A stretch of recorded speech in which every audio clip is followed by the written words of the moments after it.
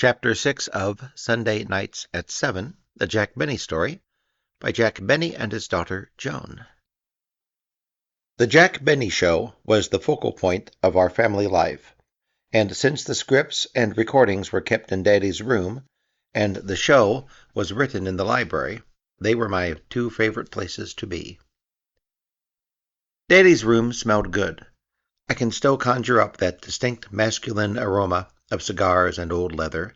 It was inviting.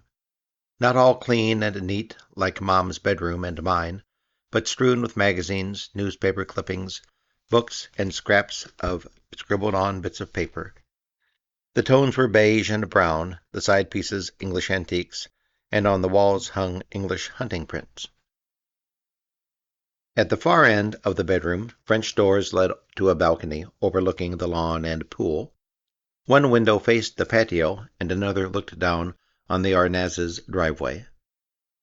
On either side of the French doors, built-in bookcases contained, on the left, his favorite books, biographies, and reference books. On the right, the radio show recordings and leather-bound volumes of all the scripts. 2 volumes held one year's shows. Printed on the spines were the dates and sponsor's name for that season. I was fascinated by the ones that read Chevrolet, General Tires, and Canada Dry Ginger Ale, because they were from a time before I was born, or at least before I was old enough to understand. I couldn't comprehend the idea that Jell-O hadn't always been Daddy's sponsor. After all, every week of my still brief life he told people to buy Jell-O. How could he have told them to buy something else? The summer of 1940, when I had just turned 6, we vacationed in Honolulu. We stayed at the Royal Hawaiian Hotel, then one of the only 3 hotels on Waikiki. I went outrigger canoeing, learned to surf and do the hula, and sat on the beach with Mom, watching her get a tan. Cursed with pale albino-like skin, I spent most of the time covered in zinc oxide, looking grotesque. I remember we sailed there on the Lurline. It was my first sea voyage, and I spent most of it being seasick. As we docked at Aloha Tower, Mother, Daddy, and I were showered with leis, so many I couldn't see above them. Daddy was presented with one made entirely of Jell-O boxes connected by flowers. How many of you recall? Jell-O comes in 6 delicious flavors: strawberry, raspberry, cherry, orange, lemon, and lime. Can you say it fast? Because of their weight, the recordings of the shows took up all the space on the lowest shelf, and eventually spread to the cupboards below. Each huge volume contained 5 shows, 2 records per show. Made of black acetate, they measured 16 inches in diameter. Today's LPs are 12 inches.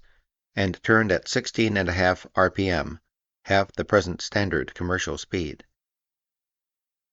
The original, unrecorded surface looked like smooth glass, and the needle cut the grooves as the recording was made.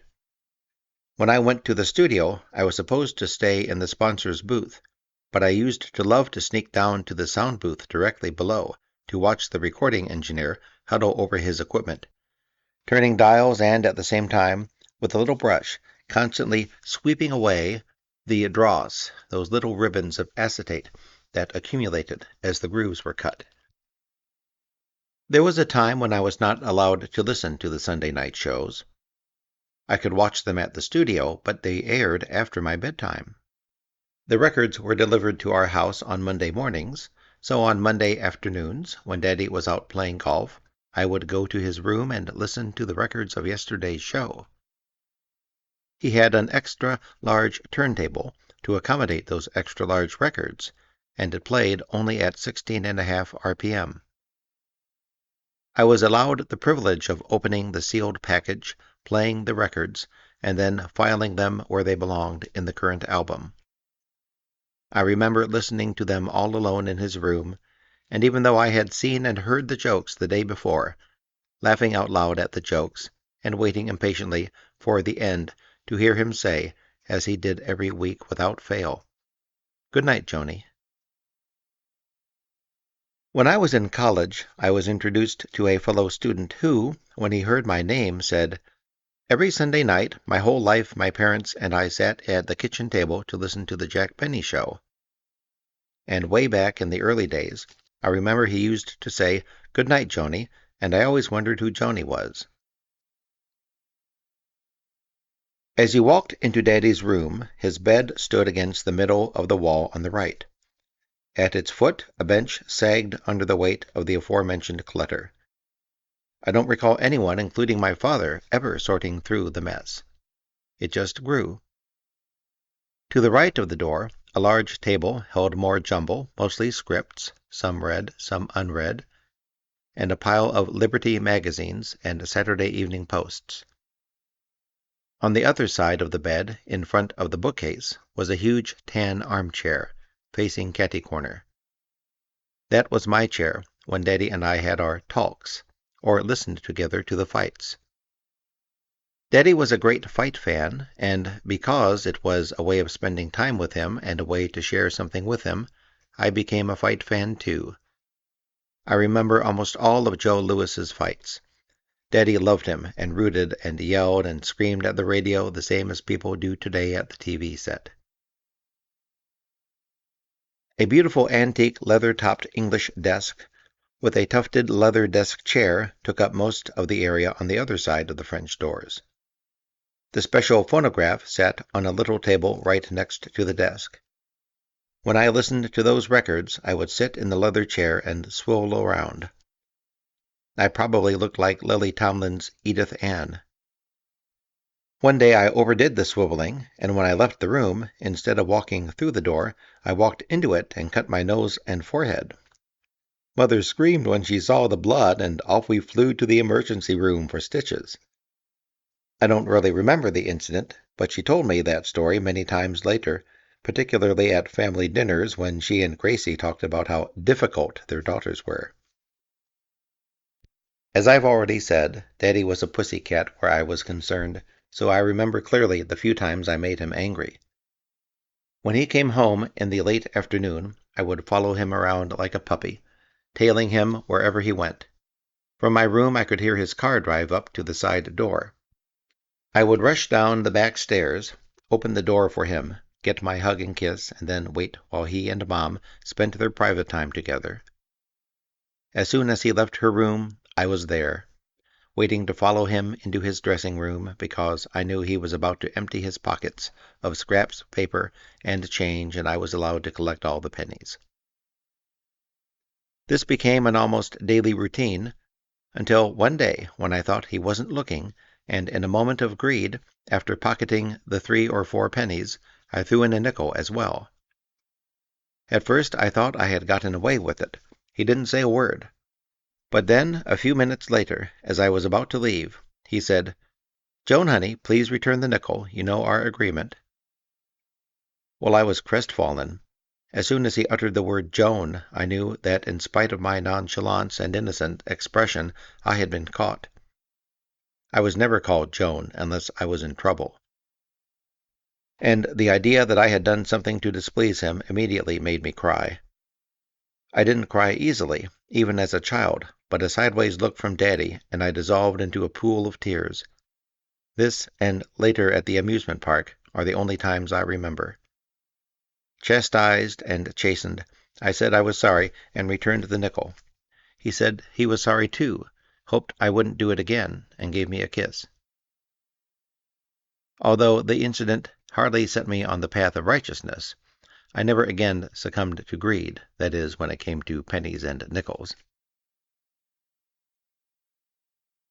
A sofa with a butler's table in front stood along the left wall opposite the bed. Along with the armchair and desk chair, it provided seating for the writers when Daddy was sick and had to stay in bed. He didn't get sick often, although a glance at his nightstand would belie that statement. His nightstand was a large, double-tiered affair, with a hollowed section inside and a lamp on top.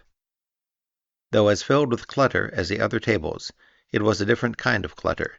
His telephone book, the book he was currently reading, scraps of paper with telephone messages, scraps of paper listing things to do, scraps of paper with ideas for routines, scraps of paper with jokes, file cards with more of the same, and 47 bottles of pills. I don't think he took pills very often, maybe an occasional aspirin or nose drops and a cough medicine when he had a cold, but he was an admitted hypochondriac. The pills were there just in case. He worried about his health constantly, had regular checkups, and even when his doctor gave him a clean bill, still worried that there was something wrong with him. In fact, he was a very healthy man, and until his final illness, never looked his age. Daddy's physician for over 20 years was Dr. Rex Kennemer. He recently told me, "I once took care of a very wealthy countess who had moved to Los Angeles from Texas and wanted to have her face done. I'd taken care of her for some time when she told me she wanted to have the same plastic surgery that Jack Benny had had. I kept telling her he's never had any work done. Do you know, she finally left me as a doctor because she said I didn't care enough about her to tell her who did Jack Benny's plastic surgery. I could never convince her. She was determined to believe that no one could look that good naturally. She just got mad at me and left." Our library was across the hall from the dining room, at the front of the house. Beautifully paneled walls, a blue and white Delft-tiled fireplace, and a dark blue Chinese rug gave the room its warm and cozy character. That carpet covers my living room floor today. A big bay window looked out on the front lawn. The sofa and chairs were blue and white, and a big Queen Anne winged leather chair where Daddy always sat dominated the room. A round table and 4 chairs stood in the bay, replaced every Christmas with our ceiling-high tree. 2 large closets, one for silver and the other for junk, were hidden in the paneling on the side of the room opposite the fireplace. One of the many activities that took place in the library was the writing of the show. This was early on. By the late 1940s, Daddy and the writers, Sam Perrin, Milt Josephsberg, George Balzer, and John Tackaberry, used an office in Beverly Hills. I remember coming home from school, grabbing some cookies, and quietly sneaking in to listen. I was always welcome, and my laughter and comments were greeted positively, but I was certainly considered too young to contribute. I'm sure they were quite right. There they would be, one of the writers stretched out on the sofa, the others in various chairs, Jeanette the secretary furiously writing at the round table, and Daddy in, of course, the winged chair. I loved to hear them going over each sentence, each line, discussing whether it was funnier to emphasize this word or that word, whether a line should read the something or that something. The attention to detail, to fine points, was amazing. They all laughed a lot, but they were serious, too. Someone would come up with a great punchline, and you would see a bunch of heads slowly, quietly nodding. Then one of them would say, almost grimly, "That's funny." Let me digress. Some years later, when I graduated grammar school, I and my parents were honored when I was named class valedictorian, but along with that honor went the responsibility of delivering an address to the parents and class at the graduation ceremonies. I was terrified. My forte was math, not writing, and now I had to write a really important speech. So I had an idea. I would ask Daddy's writers to write it for me. And they did. The trouble was that I wanted portentous and serious, but they only knew how to be funny. The speech they presented to me was hilarious. It sounded like a Jack Benny monologue. I wish I had had the nerve to use it. It certainly had more pizzazz than the vapid, boring one I finally wrote myself. Goodman Ace once said, "Jack Benny is like a Swiss watchmaker with a joke. Each word must be in its proper place. He takes a joke apart, word for word, before putting it together. He may make one small alteration. When he does, you can be sure it will improve the joke." I'll give you an example of how methodical he is, of his craftsmanship. In 1963, Jack was about to open at the Ziegfeld Theater. There was a newspaper strike in New York, and all the papers had shut down. Many people trying to keep up with foreign news were reading the Christian Science Monitor. Anyway, Jack called me from Toronto and asked, "Do you have a good newspaper strike joke?" I said I just happened to have one, and I told him he could go out and say, "I was reading the Christian Science Monitor today. The news is just as terrible, only you think it's better." Jack laughed when he heard it. Then he said, "Wait a minute." He went down and got a pencil and paper and wrote the joke down word for word as I had said it. He knows how important this is. I'll show you what I mean. I remember once I was down in Miami Beach at the Roney Plaza Hotel. Walter Winchell was also staying there. So was Jack Benny. One morning on the beach, Winchell and I got to talking, and he said, "You know Jack Benny very well, don't you?" And I said that I did. So Winchell asked me, "Tell me, why does he always look so worried?" I said, "I don't know, Mr. Winchell. Maybe it's because he's afraid he'll drop all the way down to second place." Well, Winchell wrote that down. I looked at his writing, and he had left out all the way. I urged him to put back this phrase, but he didn't do it. So it came out, "He's afraid he'll drop down to second place." Jack would have known that each word was important, and would have placed them properly in the sentence. I no longer recall exactly the hows and whens of getting the show on the air, but fortunately George Balzer did when I asked him about the details of writing the show each week. Quote, "When we went off the air on Sunday night, we had no idea of what we were going to do the following week, and we usually didn't settle on anything until Tuesday evening. We took Mondays off, and we didn't really work Tuesdays, although when you say you don't work, you're really working all the time, you're always thinking. Tuesday evenings, we would start checking by phone. Anyone have any thoughts or ideas? Then, from those thoughts, we would select what we thought had the best possibilities. Then we would get in touch with Jack and say, 'How about if we go to a department store to exchange a gift or something?' Jack usually said, 'Well, that would be something. Why don't you write it?' So on Wednesday and Thursday, we would write the show. The two teams, Sam Perrin and I, and John Tackaberry with Milt Josephsberg. We each wrote one half. Early Thursday evening, we called each other to find out how whoever wrote this first half ended, what line of dialogue, so that the team who wrote the second half knew how to pick it up. The script then went to the script girl, Jeanette, and she would make 6 copies. Friday morning, we all went to Jack's house at 10, where we met in the library. We had positions, chairs, and through the 25 years I worked for Jack, we never changed those positions. Even when we traveled, wrote in hotel rooms, we always sat in the same relative places. Don't ask me why. More than once it happened that I would sit down in a chair and Tack would say, 'Hey, get up, you're sitting in my chair,' in a hotel room.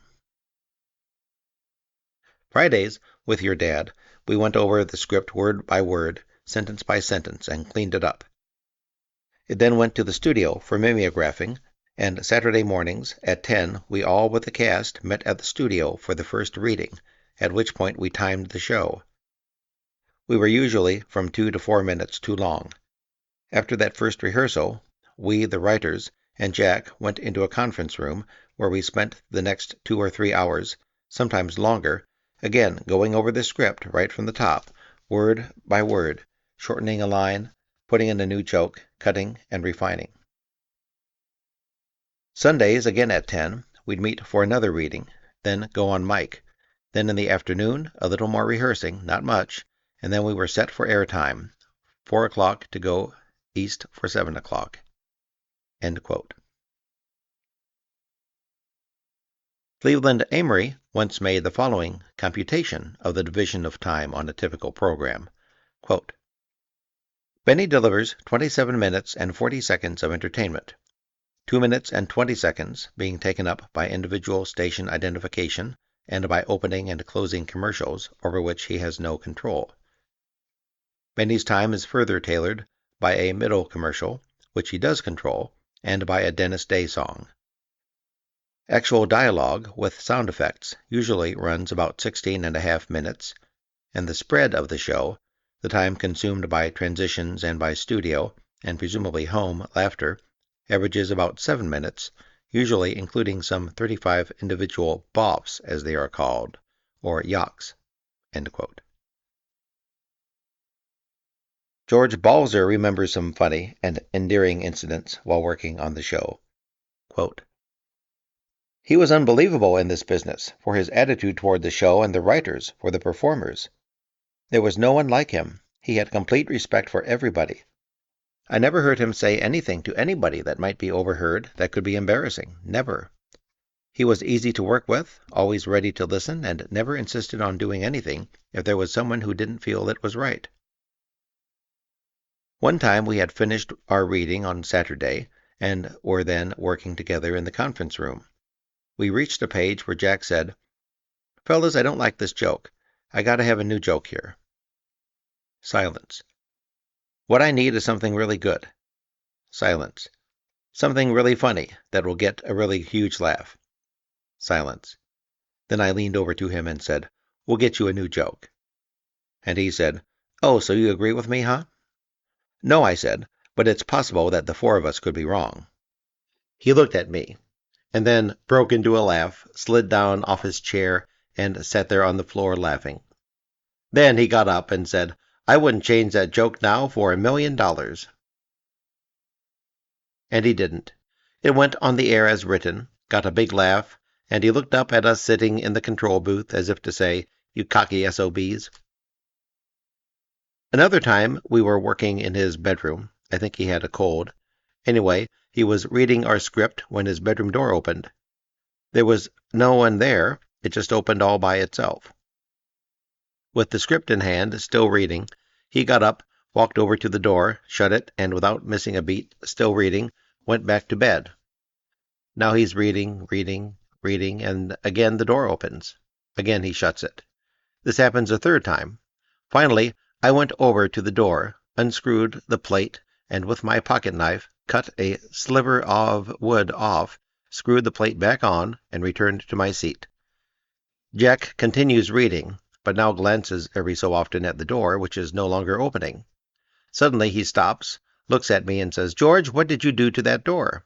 So I described to him what I had done.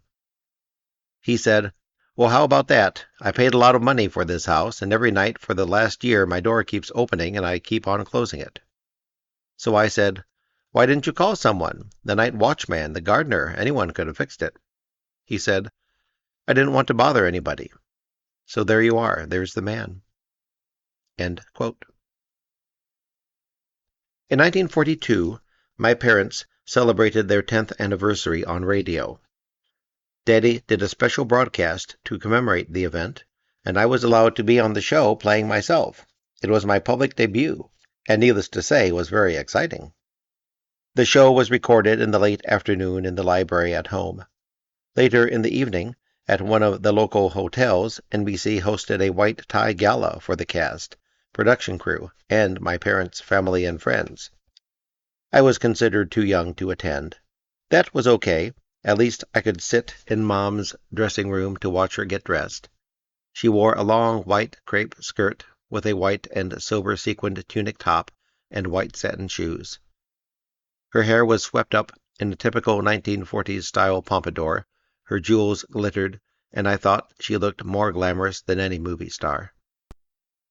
When she had put on the finishing touches, Daddy, as handsome as she was beautiful, came in for her inspection, wearing his white tie and tails.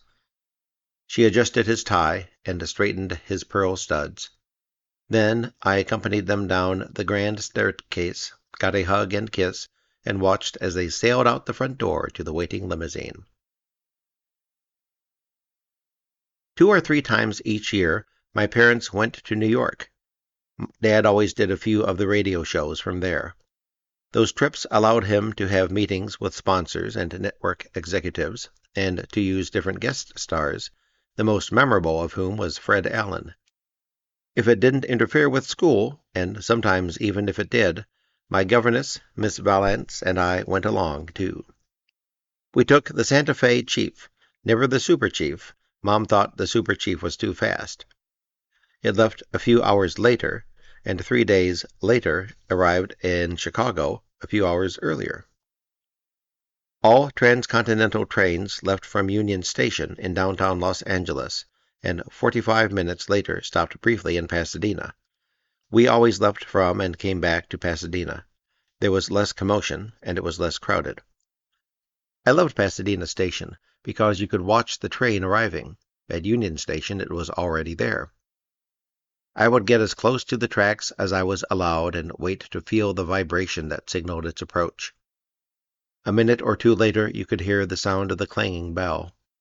Then this awesome monster came into view, giant wheels chugging and steam hissing as it slowly screeched to a halt. How exciting! A few years later, the sleek diesel engines replaced the steam ones, less impressive but prettier. When the cast, writers, director, and producer went along, we took one entire Pullman car just for the Benny show. Mother and Daddy each had their own drawing room. Mother always traveled with special pillows and linens. Miss V and I shared another. I slept in the upper berth because there was a window up there, and I loved to watch the scenery, the little towns, and the engine up ahead as we snaked and curved our way through the Rockies. Best of all was the rush of sight and sound as one of the other Santa Fe streamliners passed, going in the opposite direction. The morning of the second day, the train made its longest stop, a half-hour, in Albuquerque, where the Indian vendors sold jewelry.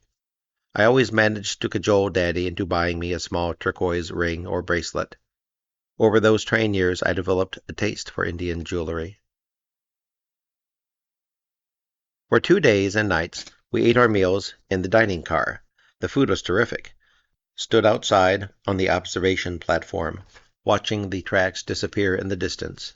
Talked and joked and played cards in the club car. Daddy loved gin rummy, and taught me to play at about the time I learned to talk. It wasn't long after that I got used to hearing him say to me, "Shut up and deal, Joni." I could riffle the cards and deal off the bottom of the deck by the time I was 8. After crossing the Mississippi about 5 a.m. of the third day, we arrived in late morning at the Dearborn Street station in Chicago. There, a line of taxis waited to transport our troupe to various destinations. Mother and Daddy and I always went directly to the pump room at the Ambassador East Hotel for lunch, and then to Marshall Field for shopping. In the late afternoon, another line of taxis pulled up to the LaSalle Street station, where they disgorged our motley group. I can still see the jumble of passengers, red caps, and luggage carts, everyone rushing down the platform to board the 20th Century Limited for the overnight trip to New York's Grand Central Station. There was a period of time, I don't remember exactly when or for how long, when I appeared weekly on the radio shows. It must have been during my senior year in high school, because I know I was living at home. Over the 20-year run of the show, Mother had become increasingly nervous and apprehensive about appearing in front of an audience. She had long since passed stage fright. Panic-stricken was more like it. You didn't have to hear what she said to know when she was nervous. You only had to look at her hands. Her palms would become fiery red. In 1950, after 18 years on the show, she had reached a point of near hysteria. By noon on Sunday, her hands looked as though they would burst into flame. She told Daddy she simply couldn't face it any longer. I think he knew this would happen one day, but her statement came as a thunderbolt nonetheless. Fortunately, it occurred at a time when the switch to TV was imminent. Although he still needed Mary Livingston, because she was such an integral part of the radio show, perhaps on television he could develop a slightly different format and gradually write her out. So he made a deal with her. She would continue to do the radio shows for the next year, but he would work out a way for her not to have to go to the studio or perform in front of an audience. She could then do the TV shows as frequently or infrequently as she chose, but he reserved the right to renegotiate when the time came. He never did. By that time, the technology had reached a point so this plan was feasible.